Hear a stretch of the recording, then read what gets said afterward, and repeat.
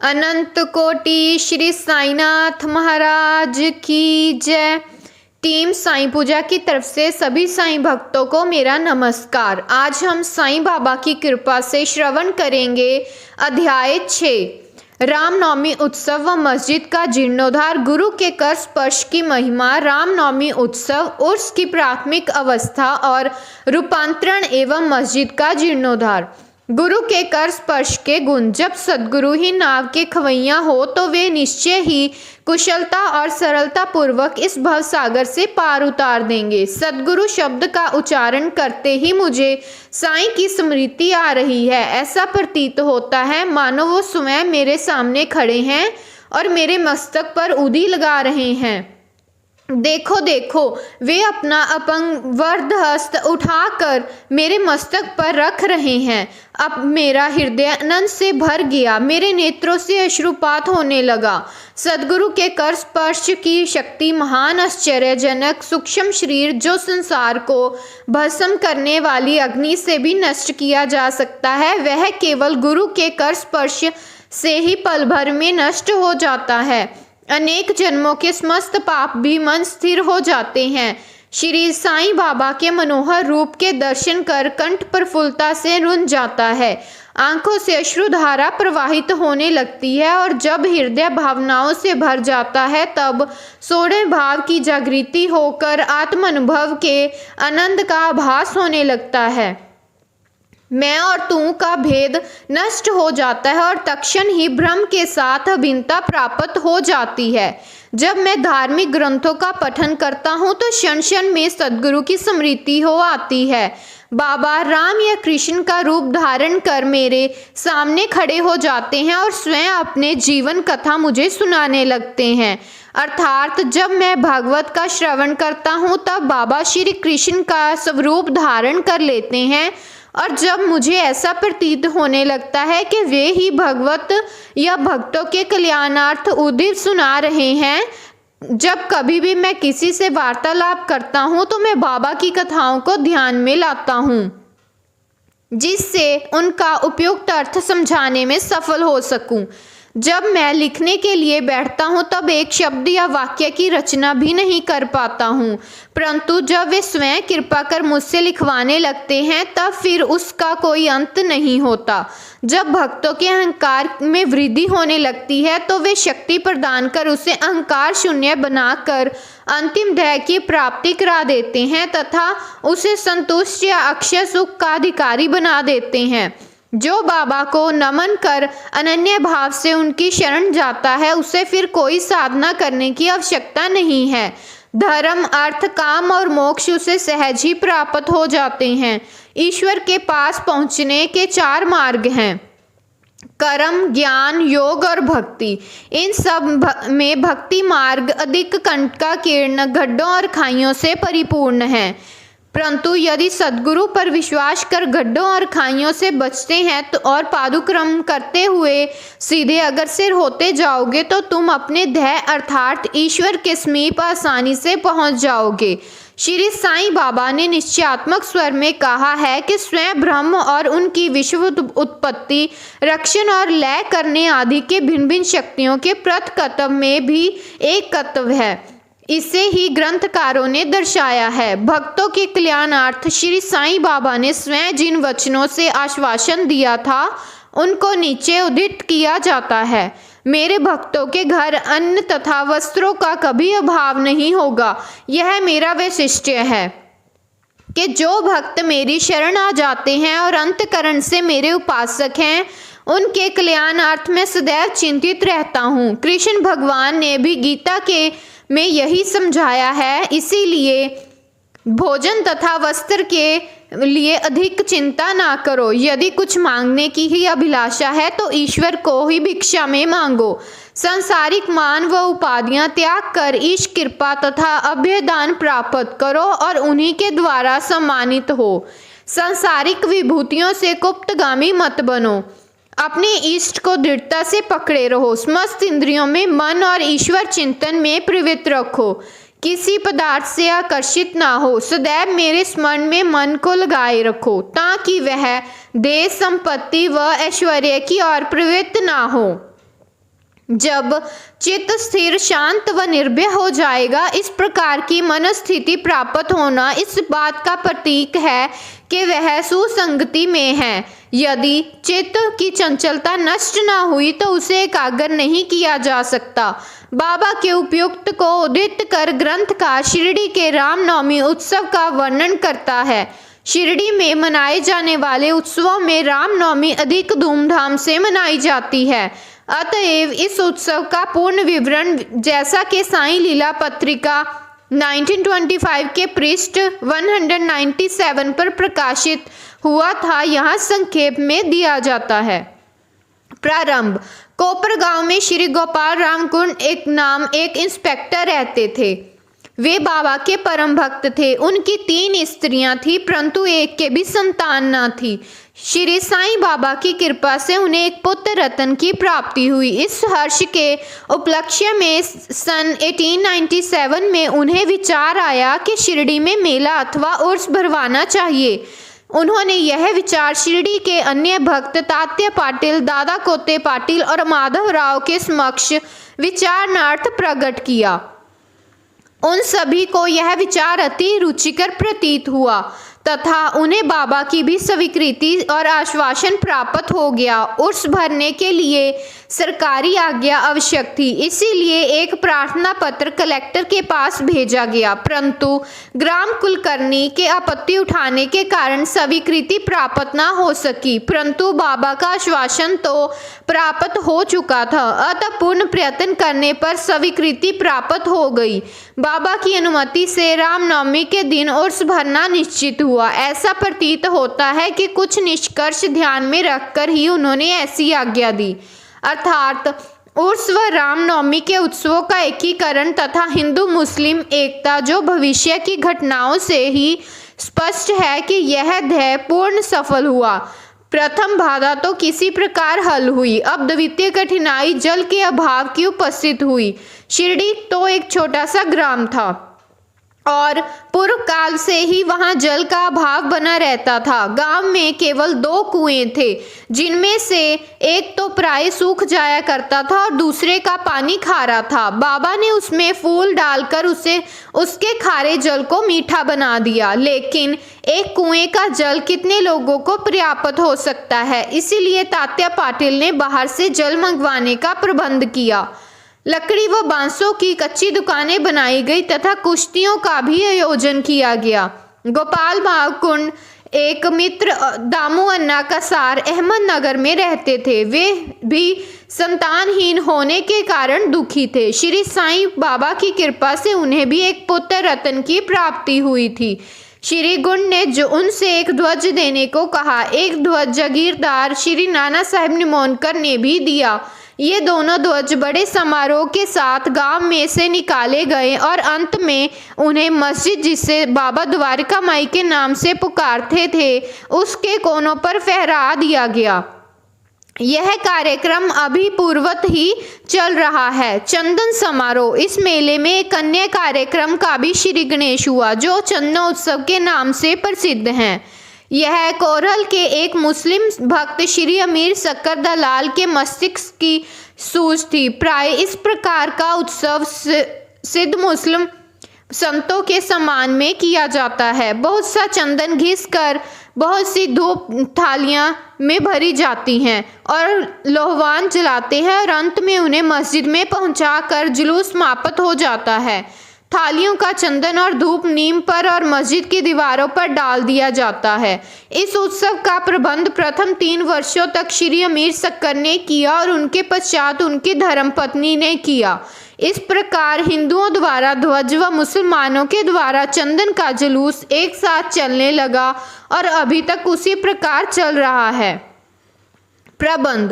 रामनवमी का दिन श्री साईं बाबा के भक्तों को अत्यंत ही प्रिय और पवित्र है। कार्य करने के लिए बहुत से स्वयं सेवक तैयार हो जाते और वे मेले के प्रबंध में सक्रिय भाग लेते थे। बाहर के समस्त कार्यों का भार तात्या पाटिल और भीतर के कार्यों को श्री साईं बाबा की एक परम भक्त महिला राधा कृष्ण माई संभालती थी। इस अवसर पर उनका निवास स्थान अतिथियों से परिपूर्ण रहता और उन्हें सब लोगों की आवश्यकता का भी ध्यान रखना पड़ता था। साथ ही वे मेले की समस्त आवश्यक वस्तुओं का प्रबंध भी कराती थी और दूसरे कार्य जो वे स्वयं खुशी से किया करती थी वह था मस्जिद की सफाई, चूना पोतना। मस्जिद के फर्श तथा दीवार निरंतर धूनी जलने के कारण काली पड़ गई थी। जब रात्रि को बाबा चावड़ी में विश्राम करने चले जाते तब वे यह कार्य किया करती थी। समस्त वस्तुएं धूनी सहित बाहर निकालनी पड़ती और सफाई व पुताई होने के पश्चात पूर्वज सजा दी जाती थी। बाबा का अत्यंत प्रिय कार्य गरीबों को भोजन कराना भी इस कार्यक्रम का एक अंग था।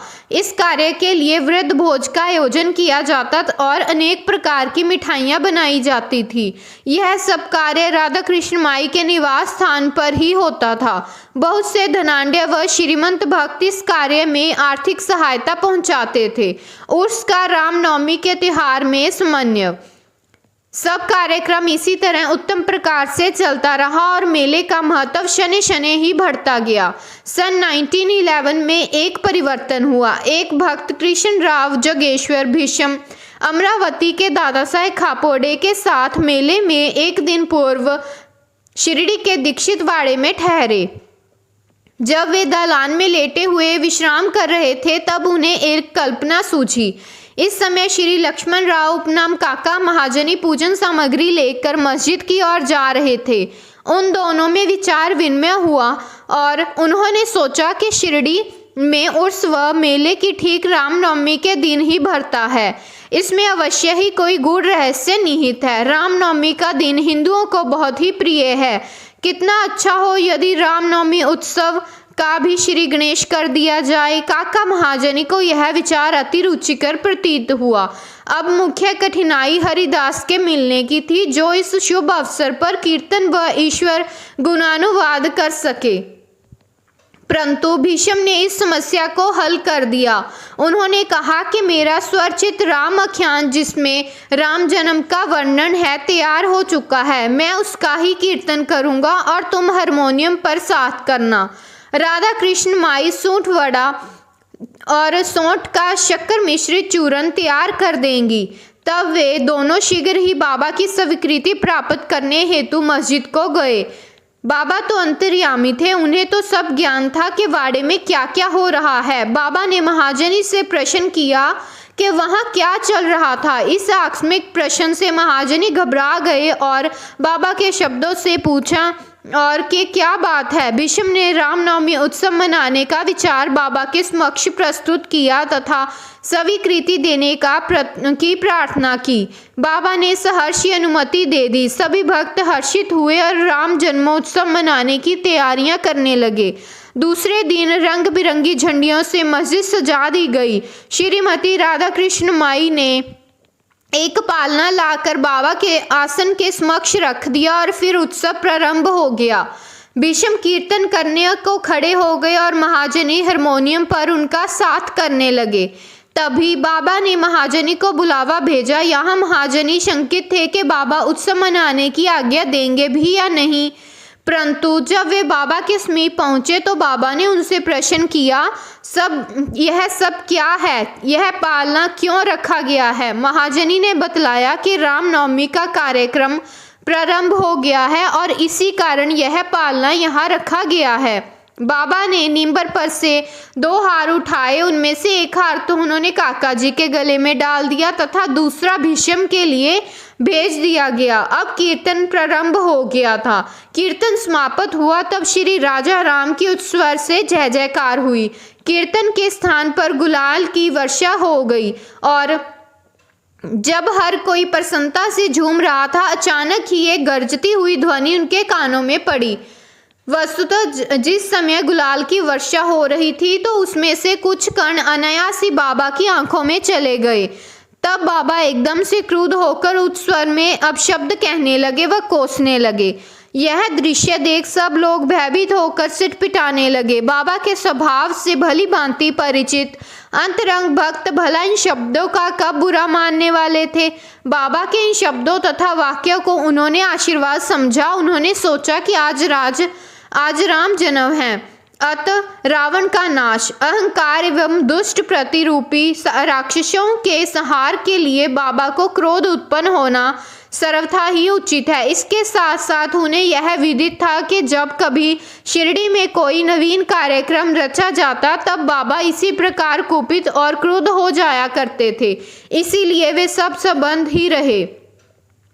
इधर राधा कृष्ण माई भी भयभीत थी कि कहीं बाबा पालना न तोड़फोड़ डालें और इसीलिए उन्होंने काका महाजनी से पालना हटाने को कहा, परंतु बाबा ने ऐसा करने से उन्हें रोका और कुछ समय पश्चात बाबा शांत हो गए और उस दिन की पूजा, महापूजा और आरती का कार्यक्रम निर्विघ्न समाप्त हो गया। उसके बाद काका महाजनी ने बाबा से पालना उतारने की अनुमति मांगी, परंतु बाबा ने अस्वीकृत करते हुए कहा, अभी उत्सव संपूर्ण नहीं हुआ। अगले दिन गोपाल काला उत्सव मनाया गया, जिसके पश्चात बाबा ने पालना उतारने की आज्ञा दे दी। उत्सव में दही मिश्रित पोहा एक मिट्टी के बर्तन में लटका दिया जाता और कीर्तन समाप्त होने पर वह बर्तन फोड़ दिया जाता और प्रसाद के रूप में वह पोहा सबको वितरित कर दिया जाता, जिस प्रकार के श्री कृष्ण ने ग्वालों के साथ किया था। रामनवमी उत्सव इस तरह दिन भर चलता रहा। दिन के समय 2 ध्वजों जुलूस और रात्रि के समय चंदन का जुलूस बड़ी धूमधाम और समारोह के साथ निकाला गया। इस समय के पश्चात श्री ही उर्स का उत्सव मनाने रामनवमी के उत्सव में परिवर्तन हो गया। अगले वर्ष सन 1912 में रामनवमी के कार्यक्रमों की सूची में वृद्धि होने लगी। श्रीमती राधा कृष्ण माई ने चैत्र की प्रतिपदा से नाम सप्ताह प्रारंभ कर दिया। लगातार दिन रात 7 दिन तक भगवान नाम लेना नाम सप्ताह कहलाता है। सब भक्त इसमें बारी बारी से भाग लेते हैं और वे भी प्रातःकाल सम्मिलित हो जाया करती थी। देश के सभी भागों में रामनवमी का उत्सव मनाया जाता है, इसीलिए अगले वर्ष हरिदास के मिलने की कठिनाई पूर्ण उपस्थित हुई, परंतु उत्सव के पूर्व ही यह समस्या हल हो गई। 5-6 दिन पूर्व श्री महाजनी की बाला बुआ से अकस्मात भेंट हो गई। बाला बुआ साहेब आधुनिक तुकाराम के नाम से प्रसिद्ध थे और इस वर्ष कीर्तन के कार्य उन्हें ही सौंपा गया। अगले वर्ष सन 1913 में श्री हरिदास भर्द सिद्ध कटवे ग्राम में प्लेग का प्रकोप होने के कारण अपने गांव में हरिदास का कार्य नहीं कर सकते थे। इस वर्ष वे शिरडी में आए। काका साहेब दीक्षित ने उनके कीर्तन के लिए बाबा से अनुमति प्राप्त की। बाबा ने उन्हें भी यथेष्ट पुरस्कार दिया। सन 1914 में हरिदास की कठिनाई बाबा ने सदैव के लिए हल कर दी। उन्होंने यह कार्य स्थायी रूप से दासगनु महाराज को सौंप दिया। तब से वे इस कार्य को उत्तम रीति से सफलता और विद्वता पूर्वक पूर्ण करने और लगन से निभाते। सन 1912 में उत्सव के अवसर पर लोगों की संख्या में उत्तरोत्तर वृद्धि होने लगी। चैत्र शुक्ल अष्टमी से दृषि और शिरडी में लोगों की संख्या इतनी अधिक वृद्धि हो जाया करती थी मानो मधुमक्खी का छत्ता लगा हो। दुकानों की संख्या में बढ़ती हो गई। प्रसिद्ध पहलवानों की कुश्तियां होने लगी। गरीबों को वर्ग स्तर पर भोजन कराया जाने लगा। राधा कृष्ण माई के घोर परिश्रम के फलस्वरूप शिरडी को संस्थान का रूप मिला। संपत्ति भी दिन प्रतिदिन बढ़ने लगी। एक सुंदर घोड़ा, पालकी, रथ और चांदी और के अन्य पदार्थ, बर्तन, पात्र, शीशे इत्यादि भक्तों ने उपहार में दिए और उत्सव के अवसर पर हाथी भी बुलाया जाता। यद्यपि संपत्ति बहुत बड़ी, परंतु बाबा उस सब से सदा ही वेशभूषा धारण करते। और यह ध्यान देने योग्य है कि जुलूस तथा उत्सव में हिंदू और मुसलमान दोनों ही साथ साथ कार्य करते थे, परंतु आज तक ना उनमें कोई विवाद हुआ ना कोई मतभेद। पहल तो लोगों की संख्या 5000 से 7000 के लगभग होती थी, परंतु किसी वर्ष तो यह संख्या 75,000 तक पहुंच जाती थी। फिर भी ना कोई बीमारी फैली ना कोई दंगा हुआ। मस्जिद का जीर्णोद्धार। जिस प्रकार उर्स या मेला भराने का विचार प्रथम श्री गोपाल गुंड को आया, उसी प्रकार मस्जिद के जीर्णोद्धार का विचार प्रथम उन्हें ही आया। उन्होंने इस कार्य के निमित्त पत्र एकत्रित कर उन्हें वर्गाकार करवाया, परंतु इस कार्य का श्रेय उन्हें प्राप्त नहीं होना था। वह सुश्य तो नाना साहब चंदोरकर के लिए सुरक्षित और तथा फर्श का कार्य काका साहब दीक्षित के लिए। प्रारंभ में बाबा ने इन कार्यों के लिए स्वीकृति नहीं दी, परंतु स्थानीय भक्त महालसा पति के आग्रह करने से बाबा को स्वीकृति हो गई और एक रात में ही मस्जिद का पूरा फर्श बन गया। अभी तक बाबा एक टाट के टुकड़े पर ही बैठते थे, अब उस टाट के टुकड़े को वहां से हटाकर उसके स्थान पर एक छोटी सी गादी बिछा दी गई। सन 1911 में सभा मंडप भी घोर परिश्रम के उपरांत ठीक हो गया। मस्जिद का आंगन बहुत छोटा था तथा असुविधाजनक था। काका साहब दीक्षित आंगन को बढ़ाकर उसके ऊपर छप्पर बनाना चाहते थे। यथेष्ट द्रव्य राशि व्यय कर उन्होंने लोहे के खंभे, बल्लियां व कैंचियां मोल ले ली और कार्य भी प्रारंभ हो गया। दिन रात परिश्रम कर भक्तों ने लोहे के खंभे जमीन में गाड़े। जब दूसरे दिन बाबा चावड़ी से लौट रहे थे, उन्होंने उन खंभों को उखाड़कर फेंक दिया और अति क्रोधित हो गए। वे एक हाथ से खंभा पकड़कर उसे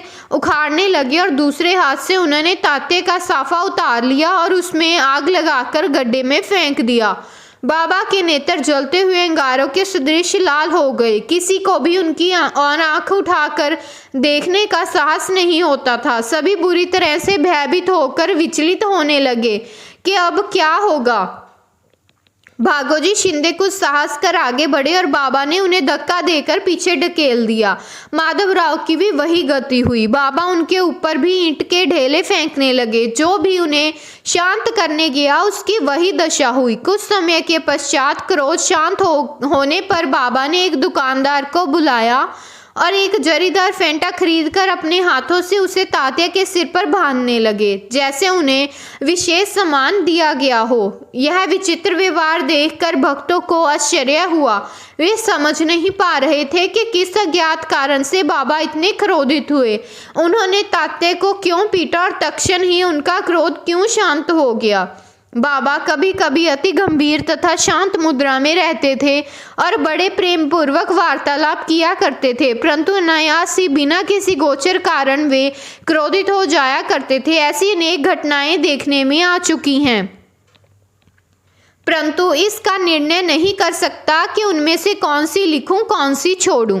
अतः जिस क्रम में वे याद आती जाएंगी उसी प्रकार उनका वर्णन किया जाएगा। अगले अध्याय में बाबा यवन है या हिंदू, इसका विवेचन किया जाएगा तथा उनके योग, साधन शक्ति और अन्य विषयों पर भी विचार किया जाएगा। ओम श्री सद्गुरु साईनाथम अर्पणमस्तु। शुभम भवतु। टीम साईं पूजा की तरफ से अध्याय 6 संपूर्ण हुआ। वापिस हम कल मिलेंगे एक नए अध्याय के साथ। ओम साईं राम, जय साईं राम। अनंत कोटि ब्रह्मांड नायक राजाधिराज योगीराज परब्रह्म श्री सच्चिदानंद सद्गुरु श्री साईनाथ महाराज की जय। ओम साईं राम, जय साईं राम।